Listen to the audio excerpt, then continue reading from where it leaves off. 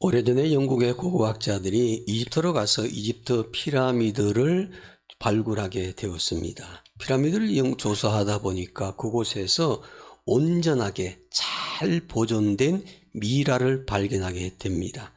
그 미라를 보니까 미라 손에는 한 줄기 꽃이 들려 있었답니다. 근데 그것도 함께 미라와 함께 그대로 잘 보존이 된 상태였죠. 근데 그 꽃이 외부 공기와 접촉하는 순간 그 꽃은 산산이 부서지고 꽃씨만 떨어졌습니다. 이 고고학자들이 깜짝 놀랐습니다. 3000년 전이 넘은 이 꽃씨를 버리기가 너무 아까워서 영국으로 가지고 왔습니다. 그 자기 연구실의 정원에다가 그 꽃씨를 혹시나 해서 심어두었습니다. 그랬더니 놀랍게도 그 이듬해 싹이 트고 잎이 나고 마침내 아름다운 꽃을 피웠습니다.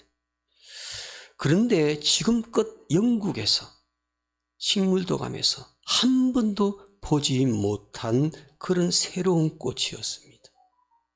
그래서 이 꽃의 이름을 무엇에 붙일까라고 고민하다가 그 시대에 스웨덴의 저명한 식물학자 이름이 다알인데 그 다알이라는 이름을 붙여서 꽃을 부르기 시작했습니다. 다알꽃. 우리나라에서는요 다알리아라 그렇게 부르죠. 이 꽃말이 있습니다. 꽃말은 우아하다, 아름답다. 정말 다알리아 꽃이 피면요 너무 우아합니다. 아름답습니다. 그래서 이 다알리아 꽃을 통해서 이렇게 서로 사람들이 대화를 나눕니다. 당신 때문에 세상이 아름답습니다. 당신 때문에 세상이 아름답습니다.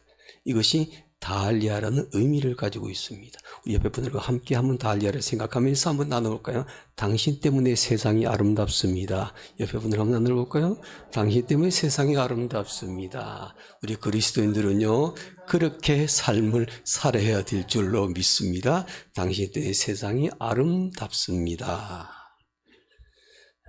그런데 세상을 더 아름답게 만드신 분이 계십니다. 바로 2000년 전에 십자가에 죽으셨지만은 사망의 권세를 이기시고 부활하신 예수님.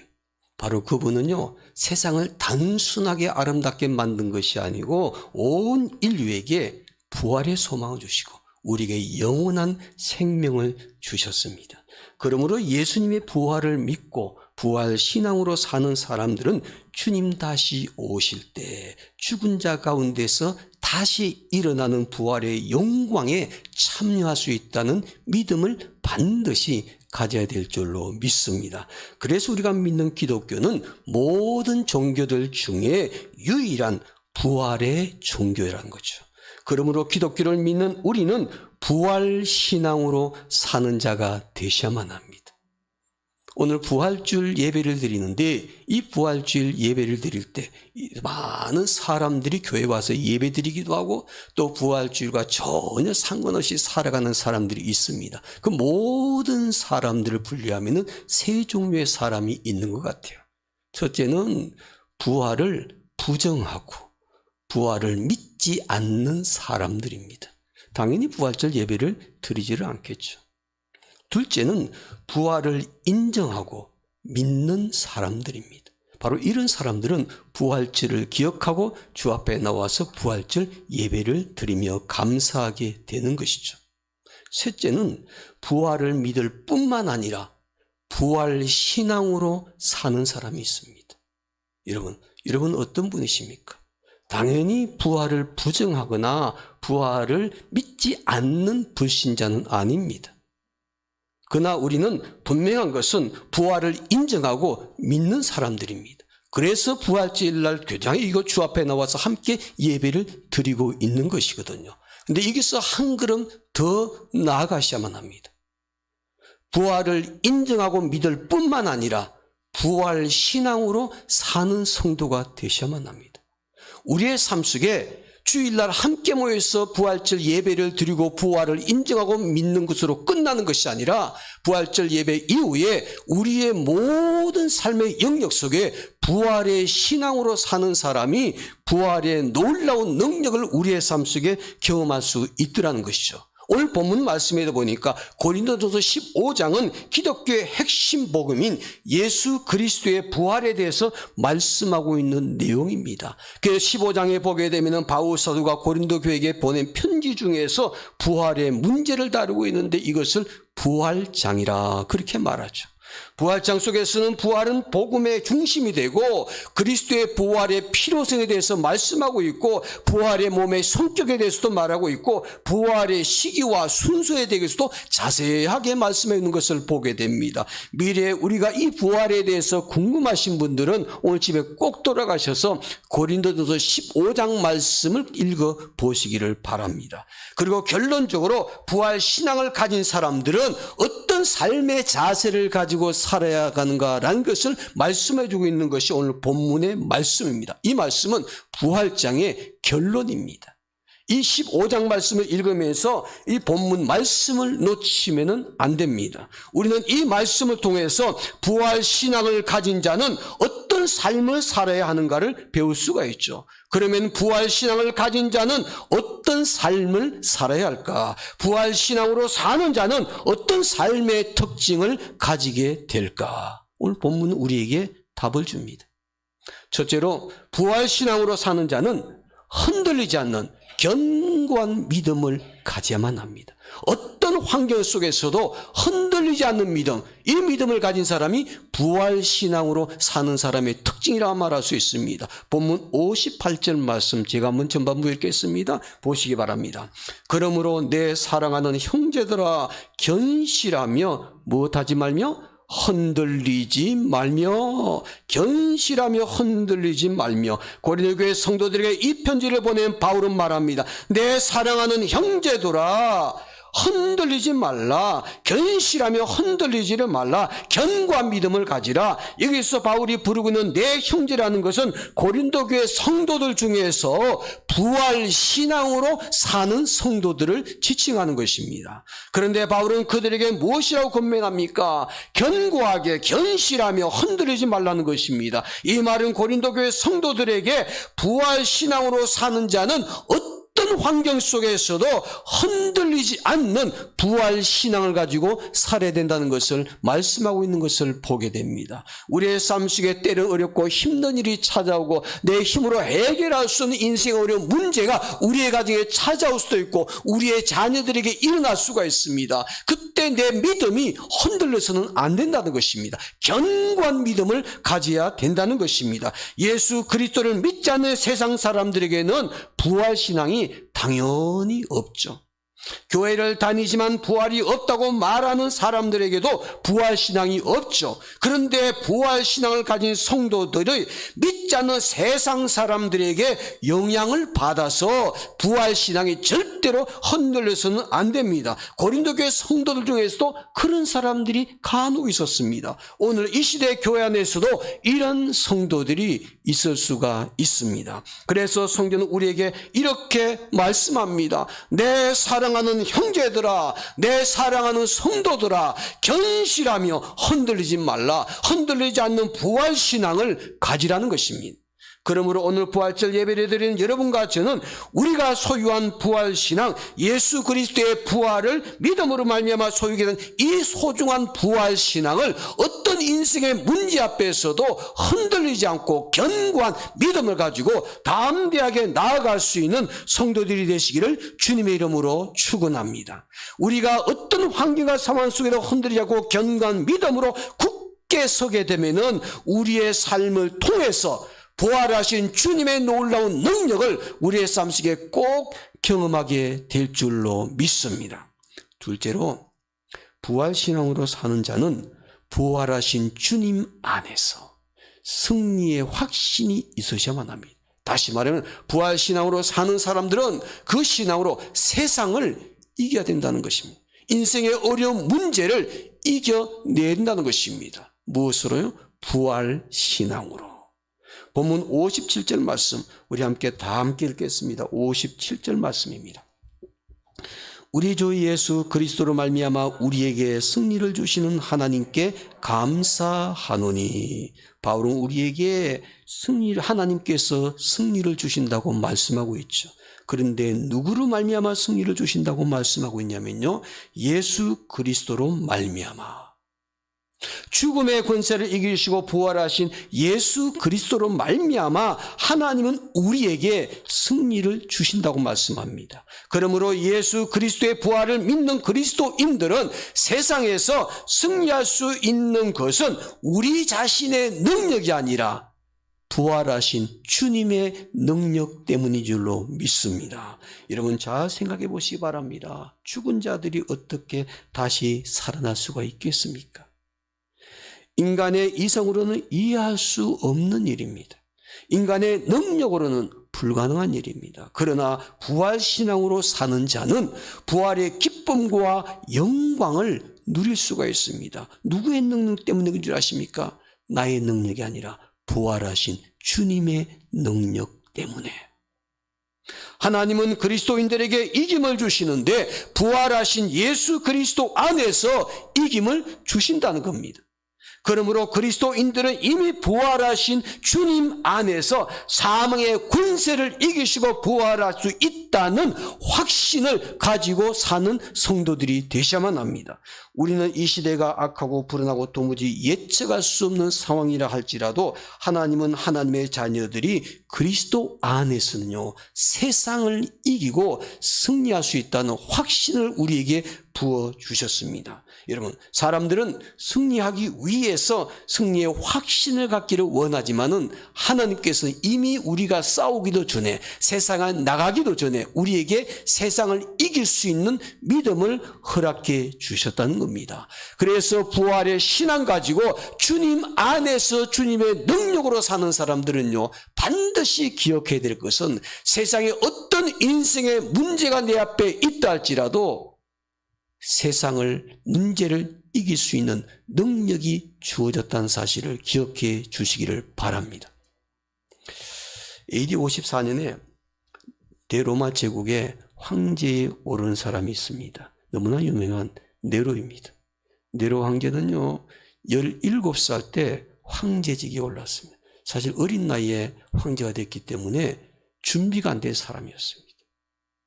그리고 이 사람이 한 가지 착각에 빠진 것이 있습니다. 자기는 세계적으로 아주 탁월한 예술가라고 생각을 했답니다. 그래서 모든 것을 예술적으로 빠져 자기 도취에 빠져 있었는데, 그러다 보니까 이 사람의 특징이 있었습니다.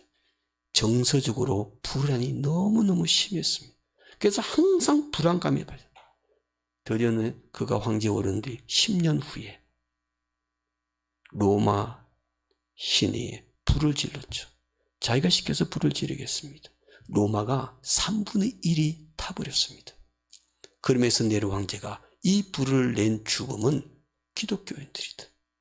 그래서 크리스찬들에게 누명을 씌웠습니다. 그 이후로부터 계속 기독교인들을 박해합니다. 자기를 경배하지 않는다고 그래서 말이죠. 심지어는 원형 경기장 안에 초대교회 성도들을 모아놓고 여러 날을 굶긴 사자들을 풀어서 그 사자의 밥이 되게 했죠. 초대 사자들이 초대교회 그리스도인에게 달려가서 물고 찢으며 먹는 것을 보고 즐기기 위해서 그런 끔찍한 일을 하게 되었습니다. 참으로 포악하기 이를 데 없는 네로 황제입니다. 많은 기독교인들을 죽였고, 그리고 그가 스스로 마지막에는 자살하며 비참하게 인생을 마감했습니다. 그 당시에 시대적인 상황을 역사적으로 고정해가지고 소설을 썼고, 그것이 후에 영화로 만들어진 유명한 소설과 영화가 있죠. 코바디스. 여러분들이 보셨을 것입니다. 그 내용을 살펴보면 그 당시에 네로 황제가 얼마나 기독교인들을 핍박했는지를 생생하게 묘사를 했습니다. 그리스도인들을 사자밥으로 만든 그날 밤에, 네로 황제가 믿는 자들이 도대체 사자 앞에서 죽어가면서 얼마나 두려워했을까, 얼마나 공포심에 잡혔을까, 그것을 보고 즐기기 위해서 한밤중에 신하들을 데리고 그리스도인들이 죽은 그 사자 굴 앞에 찾아갔답니다.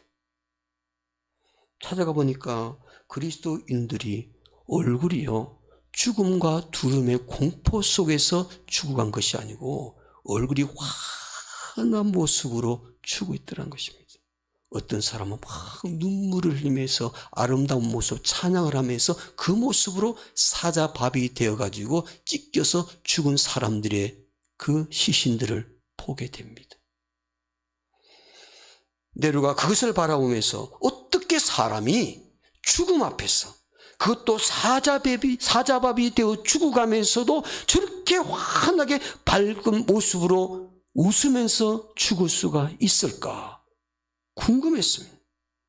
이 사람들이 믿는 기독교가 도대체 무엇이기에 이 끔찍한 죽음 앞에서도 전혀 두려워하지 않고 저렇게 웃으면서 행복하게 죽어갈 수가 있을까?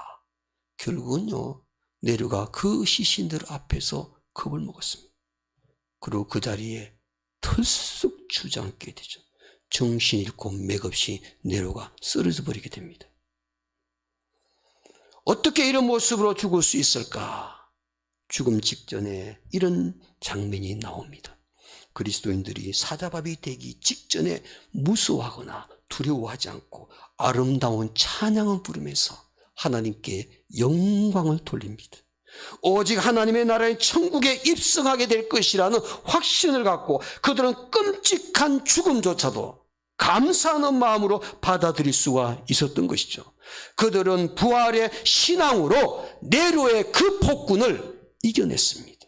부활의 신앙으로 그 네로의 핍박을 이겨냈습니다.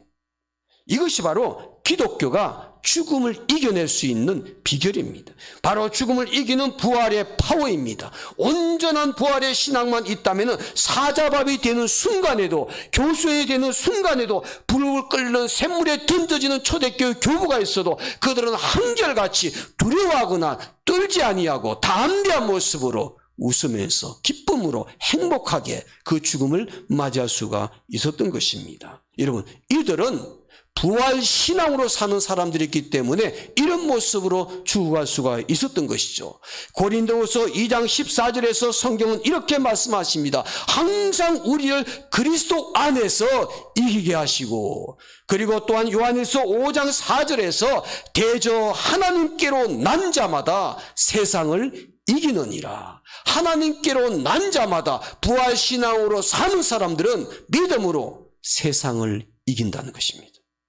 부활하신 예수 그리스도께서 이미 세상을 이기셨기 때문에 그분 안에 있는 그리스도인들도 그분으로 말미암아 세상을 이길 수가 있는 것이죠. 그리스도인들은 세상에서 어떤 상황과 어떤 환경에 처한다고 할지라도 세상을 이기게 하신다는 하나님의 능력을 붙잡고 사는 사람들입니다. 세상에서의 승리를 보장받는 사람들이라는 것입니다. 우리들 주변에 일어나는 일들을 보고 여러분 절대로 두려워하지 마십시오.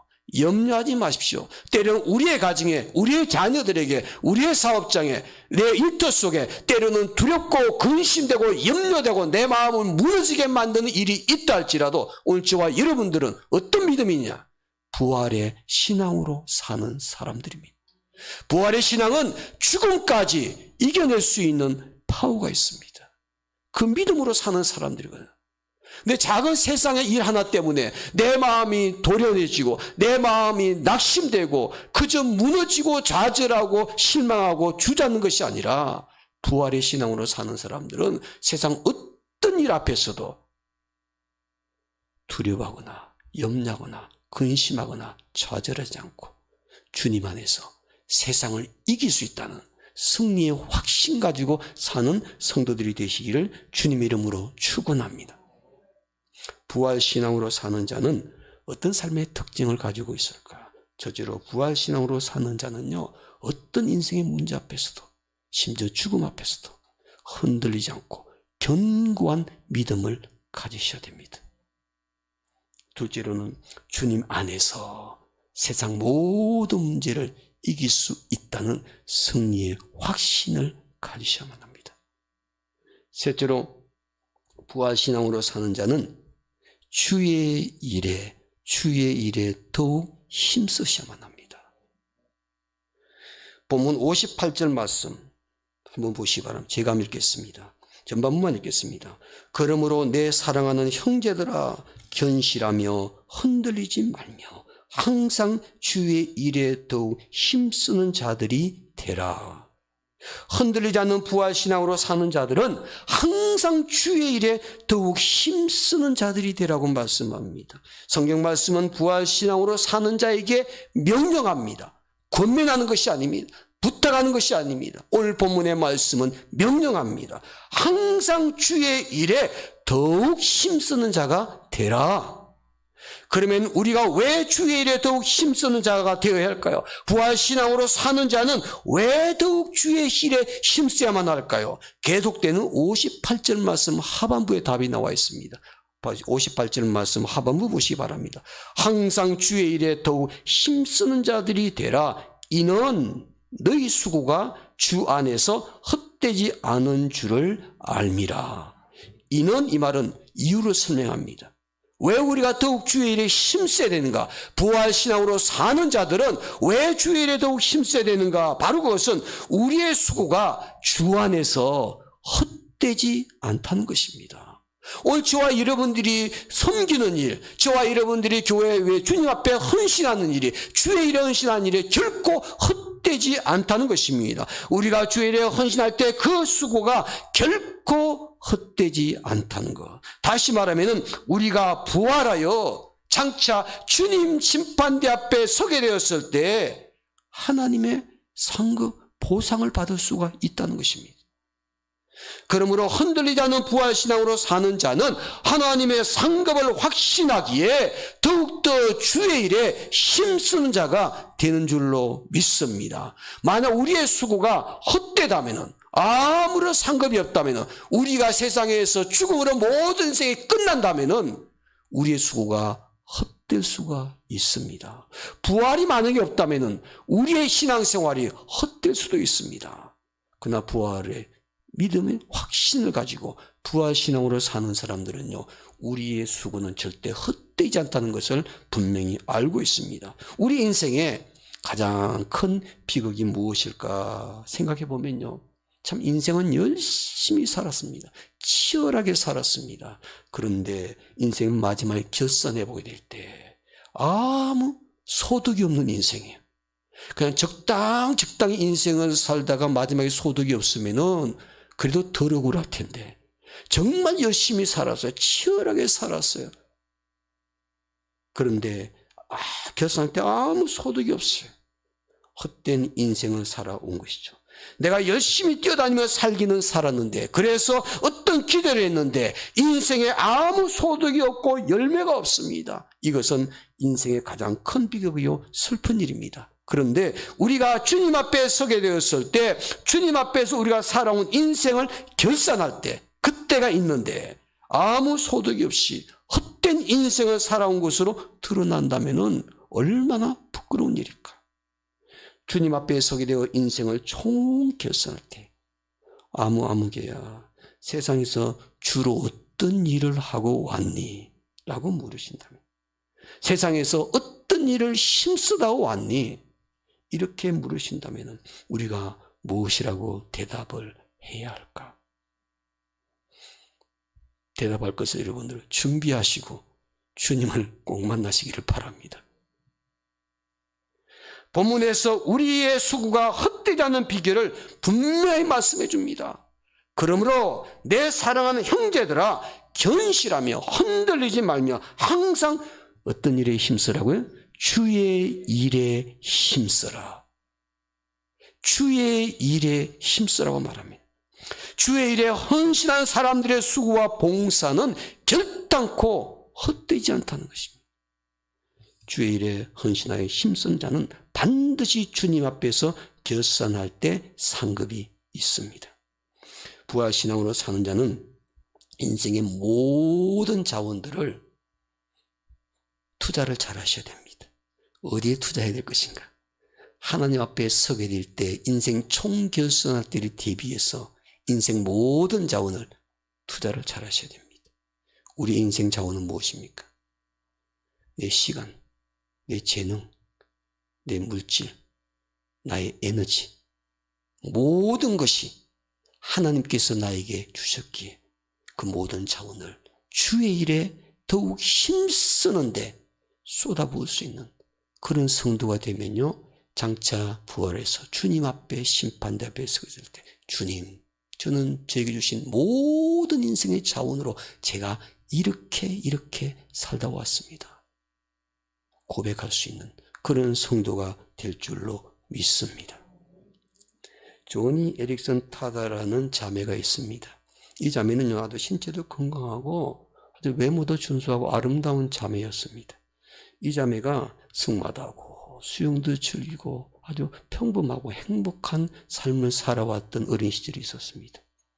그런데 이 자매가 하루는 강가에서 물놀이하고 수영하고 놀다가 좀 높은 곳에서 다이빙을 했습니다. 근데 물이 깊을 줄 알고 다이빙했는데 하필이면 얕은 물 그 밑에 큰 바위가 있었습니다. 떨어지는 순간 머리를 그 바위에 부딪혔습니다. 갑자기 죽은 사람처럼 둥둥 뜨게 되었죠. 보니까 목뼈가 딱 부러져 버렸습니다. 신경도 절단돼 버렸습니다. 익사 직전에 그 자매를 건져냈습니다. 병원에 긴급히 데려가서 치료를 했지만요, 모든 신경이 끊어지고 뼈가 다 척추뼈까지 나가버리고, 그래서 결국은 이 자매는요, 입만 살아있는 그런 장애를 입게 됩니다. 온 몸이 다 마비돼 버렸습니다. 입 이후에는요, 어느 것도 움직일 수 없는 그런 상태가 되어버린 거죠. 그런데 10대 어린 나이 때 이런 끔찍한 일을 받았기 때문에 온갖 마음의 고통과 아픔과 절망으로 가득 차고 막 불평하면서 그렇게 인생을 막 힘들어합니다. 그래서 결국은 너무너무 힘들어서 자살을 시도하려고 해도 누군가 자기를 도와주지 않으면 자살마저도 할 수가 없어요. 정말 죽고 싶었지만 자기 손으로 스스로 자살할 수 있는 힘이 없는 거예요. 그러던 중에 한 전도자의 방문을 받습니다. 이 전도자는 끊임없이 하나님의 사랑과 예수 그리스도의 십자가의 죽음과 부활의 소식을 전합니다. 이제는 이 성도의 마음이 조금씩 열려가면, 처음에는 부정하고 거부하고 소리 질렀지만 전도자의 끈질긴 전도에 이 소녀의 마음이 조금씩 움직입니다. 그때 전도자가 그 소녀에게 이런 말을 남깁니다. 당신이 만약 이 고통 속에서 하나님께 감사한다면, 이 상황 속에서도 하나님께 감사한다면 당신에게 하나님의 놀라운 역사가 일어날 것입니다. 당신의 그 장애도 하나님께서 쓰실 수 있습니다. 이 자매가 영적인 눈이 뜨였습니다. 하나님께서 도대체 나를 쓰시겠다니, 입 밖에 사는 것이 움직일 수 없는데 어떻게 나를 쓰실까 궁금했습니다. 그러다가 펜을 들고 입에다 물었습니다.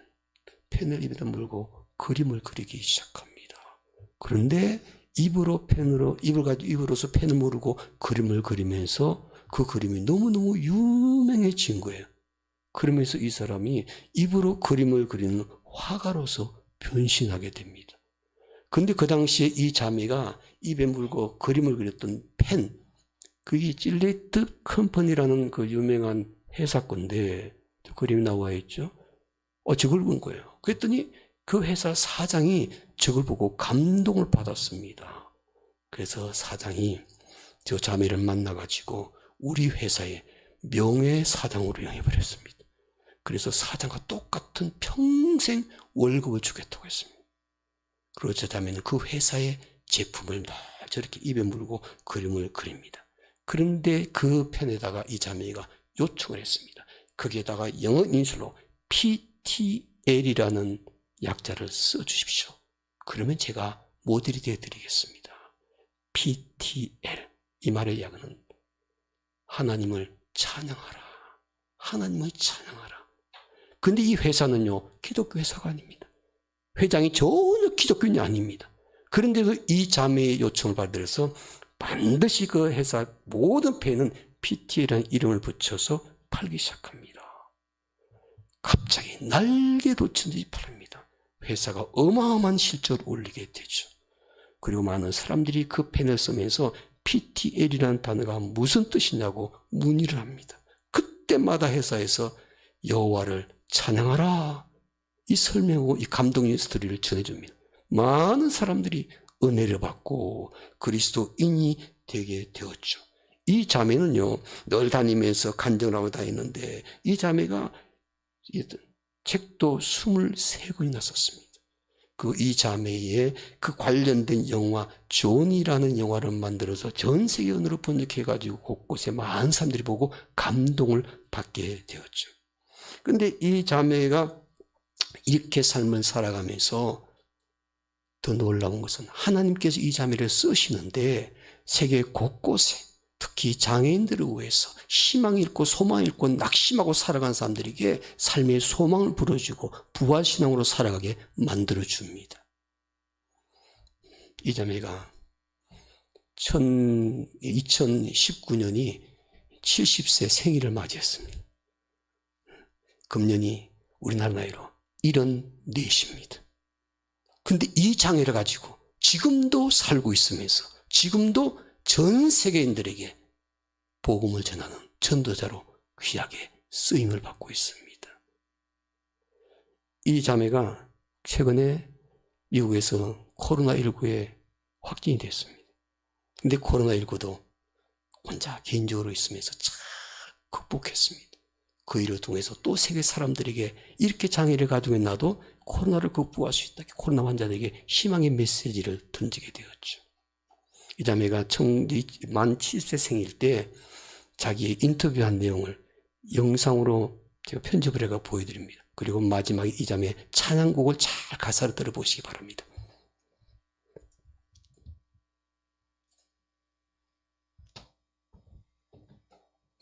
Hi, I'm Johnny Erickson Tata.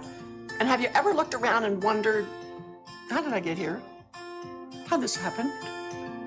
Well, it's how I feel turning 70 years old. Did I say that? Actually, I did.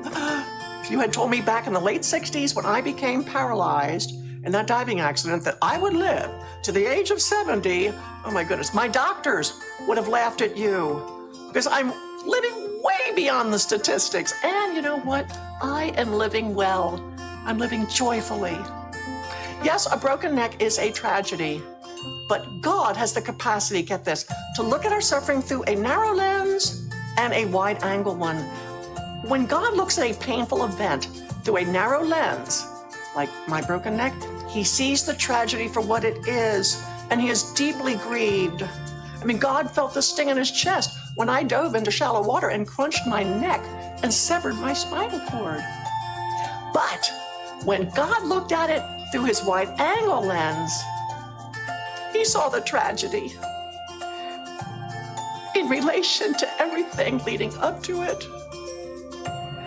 as well as flowing out of it. He saw Johnny and Friends, and he saw family retreats, and he saw Wheels for the World and Warrior Getaways. He saw marriage getaways. He saw hundreds of thousands of people with disabilities and their families coming to Jesus Christ. He saw this amazing mosaic stretching into eternity. And friend, it's this mosaic with all its parts, both good and evil, which brings God utter delight. And so as I turn 70, I'm saying no to a narrow view of my life. I'm not going to go down that dark, grim path. And I encourage you to do the same. Say with me, Jesus, give me faith to believe in your wide-angle view of the difficult things that happen in my life. Give me your perspective so I can delight in the beautiful mosaic that one day I'm going to understand. Would you please celebrate that with me? Let's encourage each other, strengthen each other with this view on suffering, and celebrate my birthday. Make sure that beautiful mosaic continues to spread to many more special needs families around the world. Make my day by donating to my birthday. And as you do, let's see what God does with that marvelous mosaic in this next decade. Thank you. God bless you. And thanks for wishing me a happy birthday.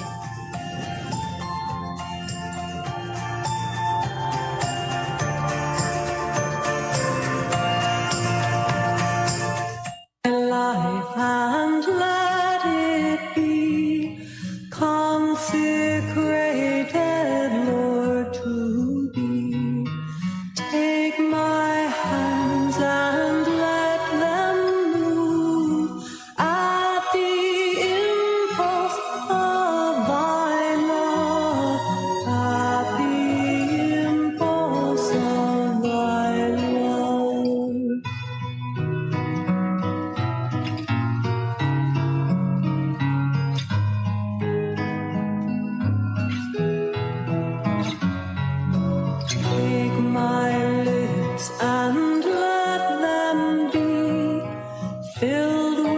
messages for thee. Take my voice and let me sing, always only for my King, always only for my King.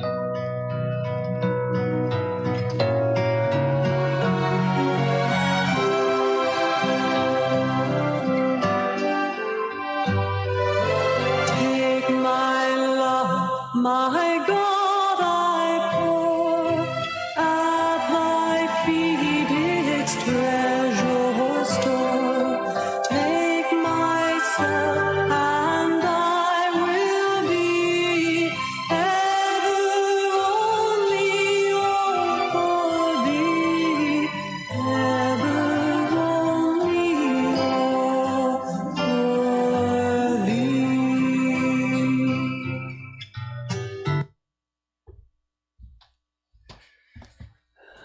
존 에릭슨 타다는 평생 동안 휠체어로 타고 다니고 그나마도 손 양손은 기계 힘에 의해서 움직이고 목 위에까지만 가지고 살고 있지만 자기의 모든 장애 그 몸 그 자체도 주의 일에 힘쓰겠다고 아예 하나님께 드리면서 지금 70 넘은데도 왕성하게 활동하고 있습니다. 여러분 주의 일 힘쓰는 이는 장애도 그림돌이 되지 못합니다. 나이도 그림돌이 되지 않습니다. 나이의 연약함도 부족함도 그림돌이 되지 않습니다. 중요한 내 마음, 내가 주의 일에 더욱 힘쓰겠다는 부활신앙으로 사는 사람의 자세. 저와 모두 함께 부활신앙으로 사는 자들에게 주의 일에 더욱더 힘쓰는 우리 성도들이 되시기를 주의 이름으로 축원합니다. 함께 기도합니다. 우리 시간에 기도할 때 하나님, 우리가 부활주일을 맞이해서